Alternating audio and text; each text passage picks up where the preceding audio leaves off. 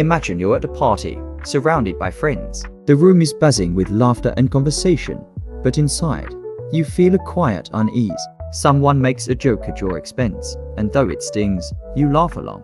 A colleague asks for a favor you don't have time for, but you agree anyway. A friend dominates the conversation, and though you have something to say, you stay silent. You leave the party exhausted, not from the socializing, but from the weight of all the things you didn't say, all the boundaries you didn't set, all the moments you sacrificed yourself to keep the peace.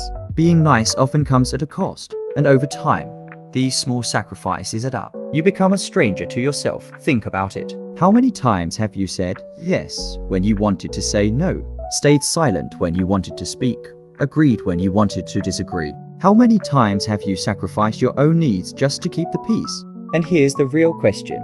What are you so afraid of? Are you afraid of rejection, of conflict, of being seen as selfish or difficult? We live in a world that praises niceness, that values harmony over authenticity. Carl Jung called this the shadow parts of ourselves we reject, suppress, or deny. And the shadow doesn't disappear just because we ignore it. It grows stronger, darker. This is the hidden cost of always being nice. So, let me ask you this.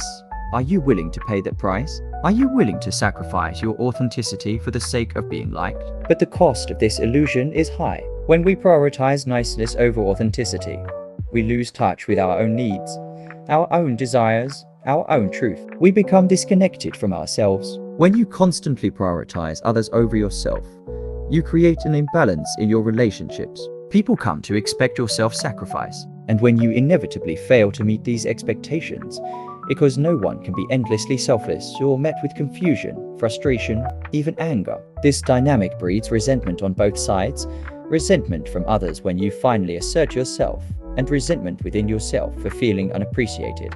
Breaking free from the compulsion to always be nice is not just an act of self-preservation. The first step in this rebellion is to recognize the patterns that keep you trapped. To break free, you must become aware of these patterns. You must observe them, understanding that they are not who you are, but what you've been conditioned to do. So, let me ask you this. Are you ready to embrace this truth? Are you ready to stop being nice and start being kind to yourself and to others? Are you ready to live a life that